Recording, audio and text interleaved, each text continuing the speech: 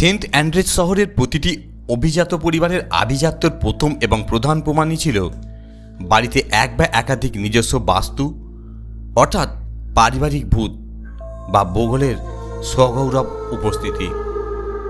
এই রকম পরিস্থিতিতে হঠাৎ খুব বড়লোক হয়ে ওঠা মিস্টার জন সেন্ট অ্যান্ড্রুজ শহরে এক বিশাল অট্টালিকা কিনে বসবাস শুরু করলেন। তার উদ্দেশ্য ছিল পয়সা কড়ি তো অনেক হয়েছে, এবার সমাজে নিজেকে বেশ একটা গণ্যমান্য লোক হিসাবে প্রতিষ্ঠিত করা যাক। কিন্তু বসবাস শুরু করার পর তিনি ও তার পরিবার খুব হতাশ হয়ে দেখলেন তাদের বাড়ির কোনো নিজস্ব বাস্তুভূত নেই, কখনো ছিলও না। আর সেন্ট অ্যান্ড্রেজ শহরে যে বাড়ির কোনো বাস্তুভূত নেই, শহরের সামাজিক জীবনে তার দাম কানা করিও নয়, তা সে বাড়ির গৃহকর্তা যতই ধনী হোক না কেন। গৃহকর্তার ছেলে টাম্মাস বাবা মাকে জানালো, স্কুলে যখন তার সহপাঠীরা তাদের বাস্তুভূতদের নিয়ে নানা রকম রোমহর্ষক গল্প ফেঁদে বসে, তখন লজ্জায় তার মাথা হয়ে যায় হেঁট। বাড়ির কিশোরী মেয়ে জ্ঞানের তো একদিন বাড়ি ঢুকেই কান্নায় ভেঙে পড়ল। তার বান্ধবীদের কাছে এই রকম একটা ভূতিন বাড়ির মেয়ে হয়ে তার মাথা হেঁট হয়ে গিয়েছে। বাবা তাকে একটা ভূত এনে না দেয়া পর্যন্ত সে আর বাড়ির বাইরে বেরোবে না। অগত্যা বাড়ির প্রতিটি লোকই এবার একটি সম্ভ্রান্ত বাস্তুভূত জোগাড় করার কাজে নেমে পড়ল। গৃহকর্তা মিস্টার জন লাক্স করেছিলেন তার প্রতিবেশী মিস্টার ম্যাকপার্লনের অতি প্রাচীন বাস্তুভূতটি গভীর রাতে বাড়ির ছাদের আলসেতে পায়চারি করে বেড়ায়। একদিন সুযোগ বুঝে মিস্টার জন নিচ থেকে তাকে ডেকে জিজ্ঞেস করলেন, আচ্ছা ভূতমশাই, দিনের পর দিন একই বাড়িতে হানা দিতে তোমার একঘেয়ে লাগে না?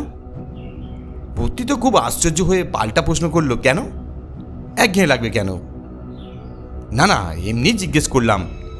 তা তোমায় যদি কখনো জায়গা বদলাতে ইচ্ছে হয়, তাহলে যতদিন ইচ্ছে আমার বাড়িতে আসার, থাকার জন্য তোমাকে সাদর নিমন্ত্রণ জানিয়ে রাখলাম।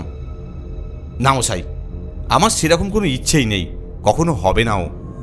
রাজা প্রথম কেমেডির আমল থেকেই ম্যাকপার্লেনদের সঙ্গে আছি, যতদিন মরে থাকবো, যতদিন এদের সঙ্গেই থাকবো। বলতে বলতেই ভূতমশাই আলসের কোণ থেকে বাষ্পের মতো বেমালুম উপে গেলেন। মিস্টার জনও হতাশভাবে নিজের বাড়ি ফিরে এলেন। এবার আসলে নামলেন গৃহকর্ত্রী মিসেস জন। কৌশলে ম্যাকনায়ারদের বাড়িতে একটা চায়ের নেমন্তন্ন জোগাড় করলেন তিনি। ম্যাকনায়ারদের বাড়িতে একটি দুটি নয়, একেবারে তিনটে বাস্তুভূতের জমজমাট আসর। বুদ্ধের উদ্দেশ্য একটি চিরকুট লিখে নিয়ে গেলেন তিনি। তাতে লেখা ছিল, ম্যাকনায়ারদের এই ছোট্ট বাড়িতে তিনজন ভূতকে নিশ্চয়ই খুব গাদাগাদি এবং ঠাসাঠাসি করে থাকতে হয়, তাই মিসেস জন তাদের সবাইকে তার বাড়িতে সাদর আহ্বান জানাচ্ছেন। সেখানে তিনজনে ইচ্ছে মতো ঘুরে বেড়ানোর সীমাহীন সুযোগ পাবে। চিরকুটটি তিনি চুপি চুপি ম্যাকনায়ারদের বসার ঘরে পুরাতন বড় আলমারির পেছনে গুঁজে দিয়ে এলেন। বলা বাহুল্য, ভূতেদের হাতে যথাসময় সেই চিরকুটটিও পড়ল। সেটি পড়ে তারা বেশ আশ্চর্যই হয়ে গেল। ব্যাপারটা তাদের ভৌতিক মাথায় ঠিক ঢুকল না, তবে ওরা ছিল খুব ভদ্র, কেতাদুরস্ত ভূত। তাই মিসেস জনের ওই রকম সাদর অভ্যর্থনাকে যথাযথ ভদ্রতা দেখিয়ে তাদের একজন মিসেস জনের সঙ্গে এক রাতে দেখা করতে এলো। মিসেস জন তখন এক গাদা কাপড় চোপড় ইস্ত্রি করে বারান্দা দিয়ে যাচ্ছিলেন। ওকে নিজেকেই সব কিছু ইস্ত্রি করতে হয়েছিল। তার বাড়ির সব কাজের লোকই কাজ ছেড়ে দিয়ে চলে গিয়েছিল, কারণ যে বাড়িতে নিজস্ব কোনো বাস্তুভূত নেই সে বাড়ির কাজ করতে তারা নাকি রাজি নয়। আচমকা ভূতমশাইকে মাটি ফুঁড়ে সামনে উঠতে দেখে আনন্দের চোটে তিনি ভয় পেতেই ভুলে গেলেন। উচ্ছ্বসিত হয়ে বলে উঠলেন তিনি, আরে আসুন আসুন আসুন ভূতমশাই, আপনাকে স্বাগত জানাই। তা এখানে থাকতে এসেছে নিশ্চয়ই? ভূতটি খুব ভদ্রভাবে উত্তর দিল, না ম্যাডাম, আমি সত্যি দুঃখিত, এখনই বাড়ি যেতে হবে আমাকে। আর শুধু আমি কেন, আমরা কেউই কোনোদিন এখানে থাকতে পারবো না, কিছুতেই না, মাফ করবেন। ভূতমশাইয়ের কথা বলার ধরন দেখে মিসেস জন ভালোভাবেই বুঝে গেলেন যে এদেরকে কিছুতেই রাজি করানো যাবে না। তাই উনি এবার ভূতটিকে সরাসরি প্রশ্ন করলেন, আচ্ছা বলুন তো ভূতমশাই, আমাদের এত সুন্দর বাড়ি, এত জায়গা থাকতেও আমাদের বাড়ির কোনো নিজস্ব বাস্তুভূত নেই কেন?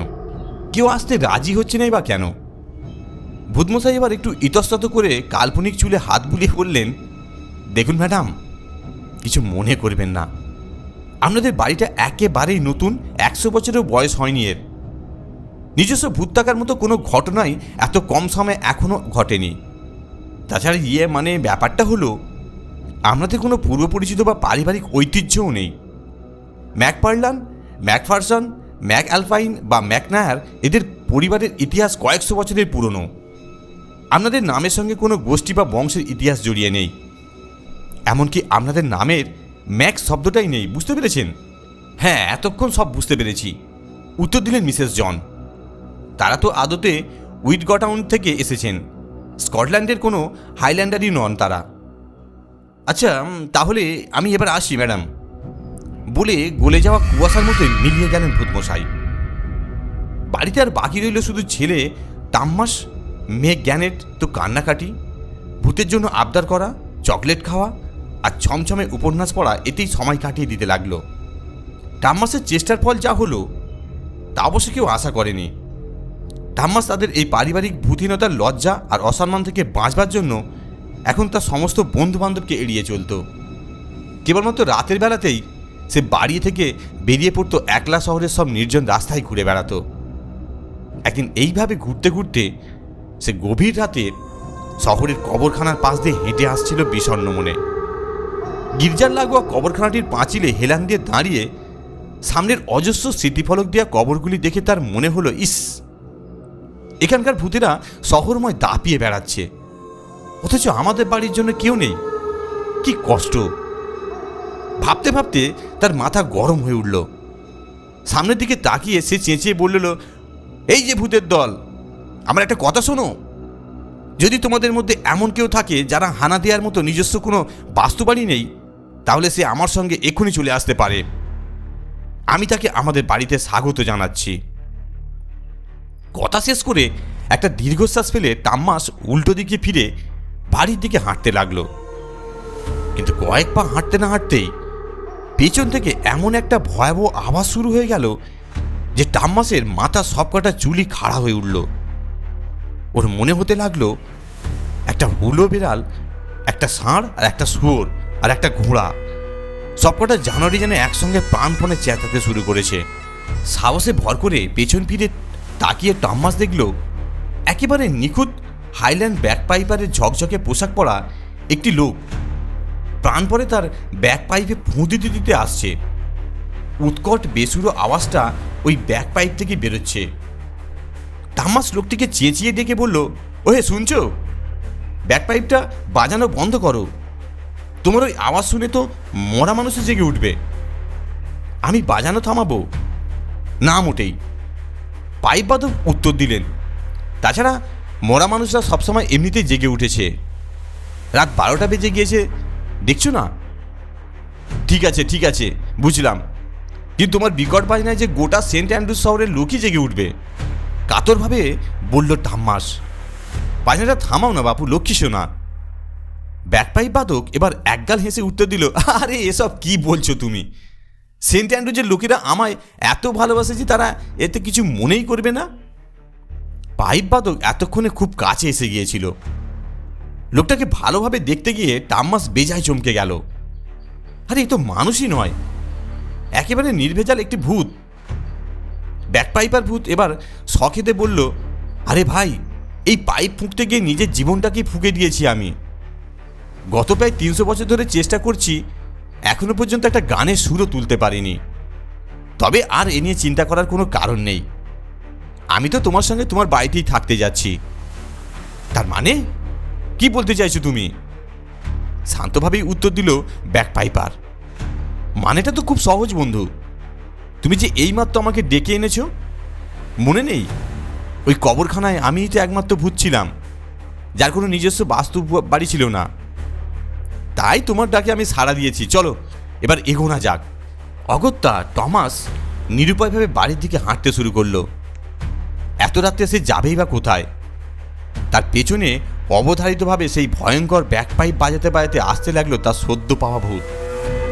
টমাস বাড়ি গিয়ে ঢোকা মাত্রই সবাই দৌড়ে দেখতে এলো কি হয়েছে। কোনো ভূমিকম্প টুমিকম্প হয়নি তো? টমাস প্রাণপণে চেঁচিয়ে উঠল, বলল, এই যে শুনো সবাই, ভূত চেয়েছিলে, ভূত এনে দিয়েছি, এখন তোমরা খুশি তো?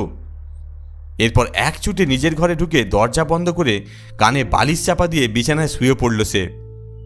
বাড়ির লোক অবশ্য এতে খুব খুশিই হলো। যাক, এতদিন পর সমাজে মাথা উঁচু করে দাঁড়ানো যাবে।